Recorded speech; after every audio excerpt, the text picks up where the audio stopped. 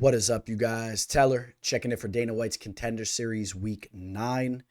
Now, right off the rip, I want to let you guys know, breaking news as I'm filming this Monday morning, we will only be having 4 fights taking place on this card, as the first flyweight match, the first fight of the card that was set to be, falls off as Lucas Rocha, I believe, weighs in at 131 pounds. Fight was taking place in the flyweight division where the 126 weight was the max. So coming in essentially 5 pounds overweight. Unfortunately for Davi Bittencourt, he loses this opportunity. You know, the UFC will definitely give him another opportunity. And as for Lucas Rocha, time will tell if he does get another opportunity, or if the UFC is just very frustrated with him missing weight, and that's the last we see of him. So, depending on the circumstance, maybe he can try to explain his situation. I don't know. But the other 4 fights are very exciting, and we got a lot of fighters coming in to this episode with some solid experience coming off some of the bigger promotions around the world, and I'm excited for them. All right. So, and I do apologize, I did not get week 8 out to you guys, but I do want to also throw a little reminder out there. We absolutely smashed week 7 as we picked every fight correctly. Essentially, we did have that one draw, and I even warned you guys about the Talita Al-Ansar line, that it was extremely high. And what do you know?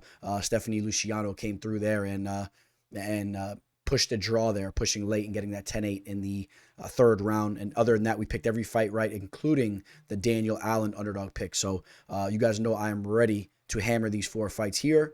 And you guys know how we do it. We'll start with the first fight taking place in the welterweight division. Welcome to the show. This is the MMA fortune teller. Yeah.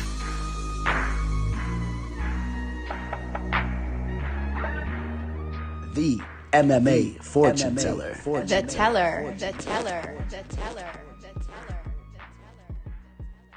The first fight of the night is taking place in the welterweight division. We have the Brazilian Mauricio Rufi taking on the Dagestani Raimond Magomedaliev. Now, Raimond is one of the fighters I was referring to earlier on when I said there's some fighters coming into this event with some solid experience. Raimond's a fighter that's fought over, in ONE FC. He's fought over in Eagle FC as of recently. He's coming off 2 victories over there where he fought respectable talent, especially the victory over Impa Kasingane. Kasingane should probably still be in the UFC. Now he's fighting over in the PFL, I believe. But Impa is a legitimate fighter, a very complete fighter, and they really went to war in that fight. It was a very close fight. Some people thought Impa kind of edged that fight, but I would say that Raimond slightly edged that fight, and he really relied on his grappling to kind of edge those rounds out. And he's also a good striker. Don't get it twisted. He has striking skills, but he can definitely grapple. And I like his kicks. And he's a fighter that surrounds himself with all those guys that you would expect him to be surrounding himself with, coming from Dagestan. He trains with guys like Islam Makhachev, Tager Ulanbekov, all those guys over there. But what I really like, what I've seen from him, is that he's been putting in work over at American Top Team in Coconut Creek as well. So diversifying the training that he's getting, training with Steve Mocco and Mike Brown. I think that will evolve his skill set, even though he's 33 years old. I mean, he's not really an extremely young fighter. He's not going to be as moldable as maybe a younger fighter, but I think he's still learning some new tricks, and I think he's going to be very prepared for this opportunity. Okay. I mean, he might be coming into this fight at the prime of his career, potentially. Okay. You got Mauricio Ruffy. He's 30 years old. He's not necessarily that young either. As I break down tape on him, he's an exciting fighter. He will throw some wild stuff at you. Seen him throw some flying knees.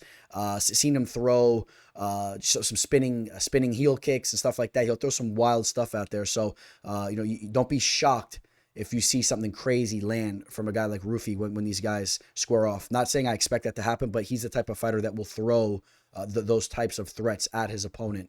All in all, I'll cut to the chase here. I do feel more comfortable taking Raimond Magomedaliev to get the job done here. I think he can actually resort to his grappling. Now, the way this show's set up, if you go out there and you look at if you look just to use your grappling and kind of control the fight and push to a decision, that's not really the route you want to go. And I think that he'll understand that, surrounding himself with some of the guys that he does. I think that the information would have been sent over to him that he needs to go out there and deliver. You would think that all the fighters would know that, but unfortunately, that's obviously not the case. You saw the Brazilian heavyweight that fought on the last episode where his coaches were telling him he was 5 minutes away from getting a contract in one of the most boring fights we've ever seen. But again, I think that Raimond will understand that. So I think he will mix things up, and just all in all, he's a very prepared fighter, and I will take him to get the job done here. So let's go take a look at the betting line here. Right now on Bovada, he is a -220, opened up as a -210, slight movement towards his way. And, I just think that I think he's going to be a little bit more prepared, and I think he'll be a little bit more well-rounded. One other thing I'll note to you is that I've seen Mauricio pushed up against the cage a little bit in some of his fights. And also, Mauricio Ruffy has fought some very low-level competition throughout his career. The only victory that's noteworthy is, the victory over Hani Torres, where he finished him in the second round. That was in his last fight. But Hani, very much up there in age. Hani Torres, a former UFC fighter, if you guys remember him, but very much up there in age. And then, before that, fighting a lot of guys with just not a lot of experience. So I think this is going to be a big step up for him. And I think the grappling will come into play for Raimond here. So, yes, he will be my pick. Can he get that knockout? You take a look at the one loss that Ruffy had on his resume. It was via knockout. Raimond is a guy, real quick, let's pull this up. He's a fighter, 10 victories, 5 of them via knockout, 2 via submission. So generally he has been a finisher, okay? Finished Anthony Njokuani in the first round. We talked about that fight. He has finished a lot of his fights, his lone loss coming by way of decision by James Nakashima over in 1. So do I see that finish coming? I wouldn't be shocked. I'll say, we'll take a finish. Maybe a big shot lands, maybe some nasty ground and pound. I wouldn't be shocked if the finish happens.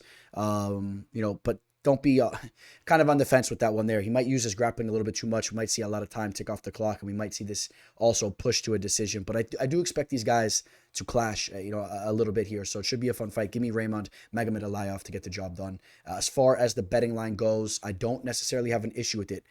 It's still in the low, very low, -200 range, almost 2-1 favorite. It's not horrible. I like Raimond, and the value is decent. But if that line gets up to 250, 260, you're pushing it. Over to the light heavyweight division, we have Magomed Gadzhiyasulov taking on José Daniel Medina. This dude, Gadzhiyasulov, he is an absolute beast. Just 7 pro fights. He's undefeated. You break down footage on him, and you understand that he is a legitimate threat to the UFC's light heavyweight division. Obviously, still has a lot more to prove, but I've been very, very pleased with the tape I was breaking down on him. This is a guy that is very lean and rangy for the division. This is a guy that switches stances. He's very well-rounded, and I really think that he gets the contract here and, is a legitimate fighter in the light heavyweight division. He's taking on this guy, José Daniel Medina, who's fighting out of Bolivia. Bolivia, not really known for pushing a lot of fighters towards the UFC. Some fighters that ring a bell from back in the day. Of course, you had Bentley Seiler, who I actually met. Great guy, Dr. Bolivia. Fought on The Ultimate Fighter South America back in the day. And he also had a younger brother who fought one of my teammates back in the day, too, on one of the earlier seasons of Dana White's Contenders. Had a fight with one of my teammates a long time ago, and then he actually pushed his way to Dana White's Contender Series. That fight also took place a while back. And I've been very confused real quick, not to get off track, but Kevin Seiler, if you guys remember him, this was a fighter that was 10-0 who came into that Dana White's Contender Series episode and had a lot of hype behind him, and he took an L to Kenneth Cross. That was back in 2020, and we have never seen him since. Very surprised to see that. He defeated my old teammate, and besides that, though, not a lot of fighters coming out of Bolivia. And I don't really know if José Daniel Medina is going to be a fighter that's going to be coming out of Bolivia fighting in the UFC. I just don't see him getting the job done here. And I'm not even really sure, how much promise he has even just to make any noise in any other way. I was breaking down tape on him. Tough dude. Saw him on the scales today, coming in a little like flabby and whatnot. He's somewhat tough, but I don't know. I'm just not really extremely impressed with what I've seen from him. He just went to a split decision with a fighter that is 4-4 in Fernando Fiallo. Went to a split decision there. That fight played out somewhat close, and that's a fighter that's 4-4 now. And, it's just this guy Magomed's going to be on a whole nother level here. I think that he could just mix things up. Granted, he doesn't make some type of horrible mistake and get caught on the chin and get caught off his rocker. I just don't see how he loses the fight. Now, Medina does have some power, 8 knockouts throughout his 11 wins. Again, though, fighting very, very low-level competition, especially when you take a look at all his wins. Extremely low-level competition, fighters with losing records, making their debuts. And then you take a look at his losses. The losses come when he actually faces against fighters that have somewhat of a respectable resume, 12-3, 9-8. I really can't pull up one fighter that he defeated that I could even put some respect on their name. So obviously you guys know which way I think this fight's going to go. I'm going to take Magomed Gadzhiyasulov to get the finish here too. He's pretty much been a fighter throughout the 7 victories as you take a look where he has had 4 knockouts and 1 submission. So 5 of his 7 victories have come by way of finish. I know he's coming off a decision victory over Muhammad Syed Malim over in Brave, but before that, was finishing pretty much everybody leading all the way up to his debut. I think he gets another finish here. And again, you keep an eye on him. This guy is the real deal. And just watch him mix things up. I think he probably eventually gets on top of Medina, and we see him rain down some ground and pound, and just the fight probably eventually just gets stopped.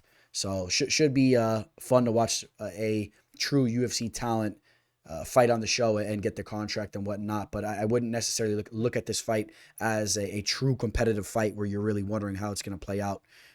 Maybe Medina could prove me wrong. Maybe I'll be eating my words, but I highly doubt it. Gadzhiyasulov opened up as a -750 on Bovada. He's now a -700. So movement going the other way, but you have to understand the line opened up extremely high. I mean, we're talking about a -750 line. Wouldn't even be surprised if we see it dip back again as we move a little bit closer to the fight into tomorrow. Wouldn't be surprised if it settles in -800, -850. He is the fighter that should go out there and take complete control of this fight. And again, I will take him by way of finish. Over to the bantamweight division, where we have, in my opinion, the most evenly matched fight on the card. And I guess the vast would be in agreement with me, since the betting line reflects that as well. A very close betting line. We have the Chilean fighter Eduardo Matias Torres taking on the Brazilian Victor Hugo Silva. We'll kick things off talking a little bit about this fighter, Victor Hugo Silva. At first when I was looking at him, he was just giving me some flashbacks of an old UFC fighter, Hugo Viana. I don't know why. They just seem to look a little similar to me. Saw the name Hugo. Hugo's not a name you see every day. But no, it's not him. It's a new fighter looking to work his way into the UFC. Already has 27 pro fights.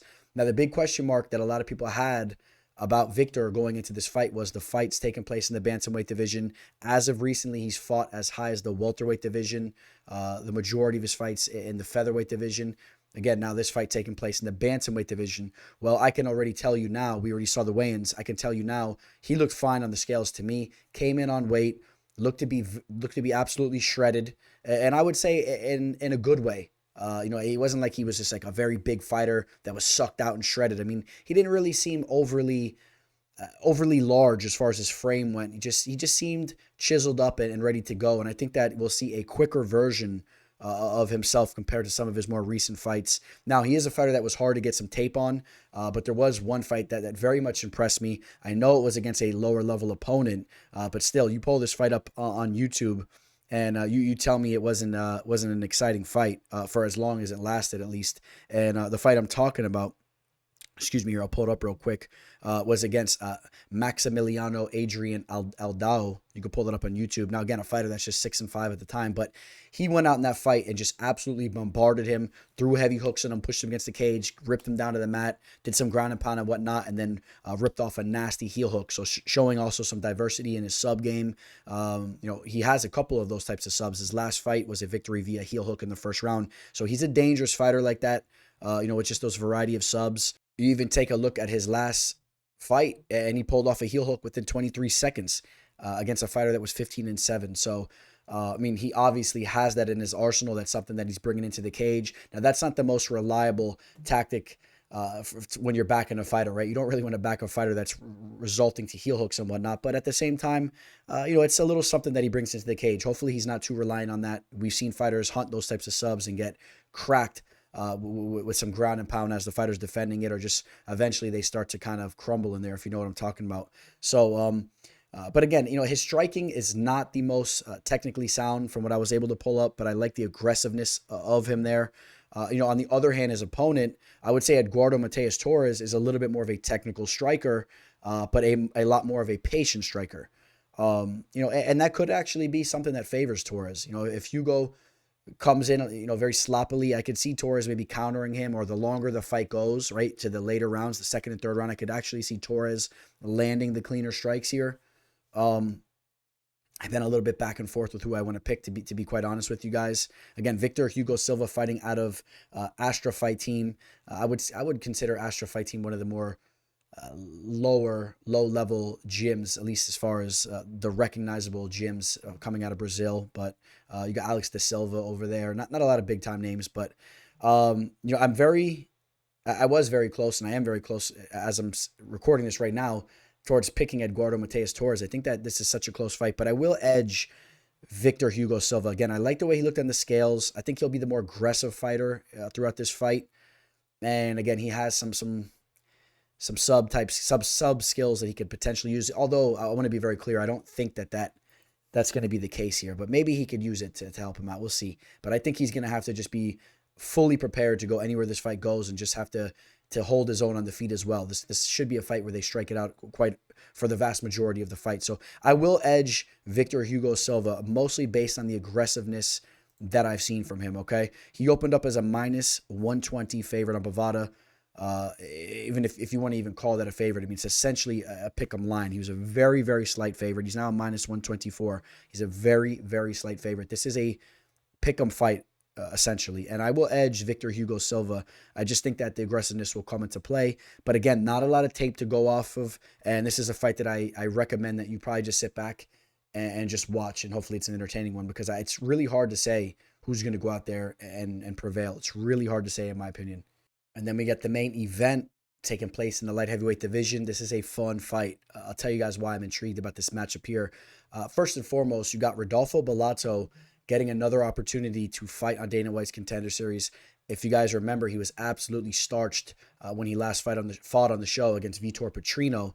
In fact, Vitor Petrino is the only man to have ever defeated Bellato. Has 2 victories over him, finished him in both those matches. So Bellato, after that loss, went back to the drawing board, got his own knockout over there in LFA, and then another decision victory over in LFA against Acacio dos Santos. That's a fighter that we've seen fight on Dana White's Contender Series. He very much uses grappling to take the decision there. Now, in regards to Murtaza Talha, this is a fighter that's coming out of Bahrain, training out of KHK Fight Team, which is a fight team that's really making some noise. As of recently, we've already had some big fighters coming out of there. Fighting on this season of Dana White's Contender Series. Talha is a very decorated grappler, a very dangerous grappler. He's yet to taste defeat as a pro or an amateur, and a much more stout and stocky fighter in the division compared to a guy like Bellato. Bellato will have a 3-inch height advantage. He will have a reach advantage here. I know we don't have a reach on Talha, but I saw them square off, and Bellato is definitely the larger man here. Now, Bellato is a fighter that's willing to slug it out on the feet, but I would definitely say his base is his jiu-jitsu. That is his strength. And, stylistically, that's not really the best match against a guy, who really has a very, very polished grappling skill set, to say the least. He should be able to avoid, Talha should be able to avoid a lot of those submissions. And I think that Talha is probably going to end up using his grappling and his ground and pound to kind of edge this fight, in my opinion, or maybe even sets up his own submission. But I have a feeling it's going to be more of a ground and pound type finish. But again, back to Bellato. Bellato out of his 10 victories, 5 via KO, 4 via submission. So a little bit of some diverse finishes going on there, but I still would say his jiu-jitsu is his skill set. I think that really is his bread and butter. But he has shown to be dangerous with his striking as well, at least with the aggressiveness and the power, with the frame he has and all that. I wouldn't say he's the most technical striker, to say the least.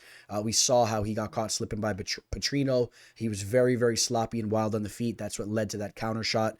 Obviously, there's a possibility that his opponent can do something similar like that. But I also would say I haven't really been impressed with any of the striking I've seen from Talha. I really believe that Talha right now is a somewhat of a one-dimensional fighter, and he's really good at what he does. And again, it goes to the grappling. He's a grappler, and he's a guy that could submit you. I've seen him pull off some nasty arm bars. And speaking of that armbar victory that he had, which was over Mikel Cezinia, excuse me, there over in Brave.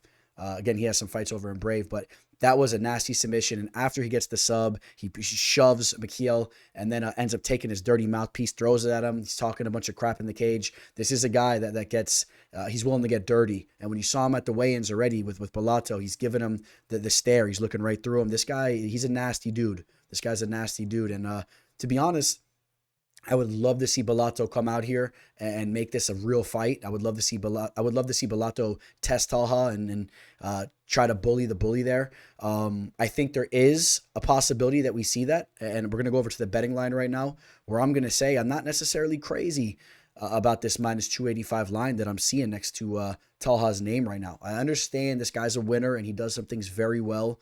Has all types of medals and grappling and whatnot as an amateur coming into the fighting as a pro. He's a guy that's very decorated and highly touted.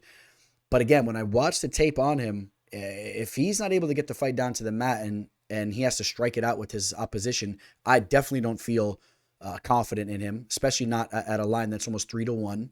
And then also, again, Bellato's a naturally very large fighter, and he has some solid jiu-jitsu skills, so you never know. Bellato's a plus 225 right now. I'm actually going to say, I don't know, man. I'm going to say that there's slightly more value on the Bellato line. Obviously, he's a hefty dog, than even taking a Talha at this very high minus 285, minus 295 line. He opened as a minus 700 on Bet Online, and it went all the way down to a minus 295. So people obviously are seeing what I'm seeing. This guy is a little bit too overhyped. Now, he could easily go out there and dominate this fight.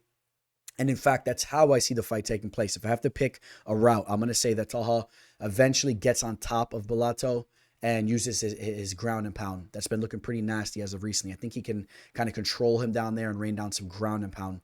That's the route I will go, but I'm not really crazy about that 3-1 line.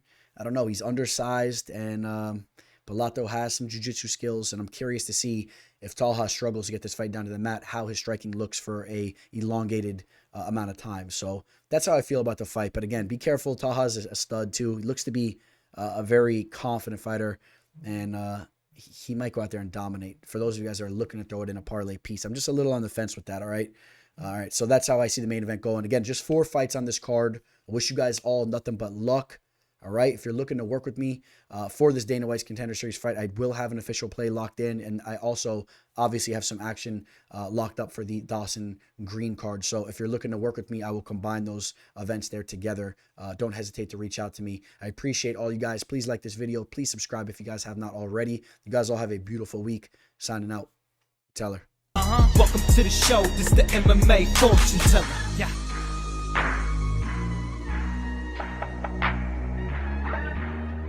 The MMA fortune teller. The teller.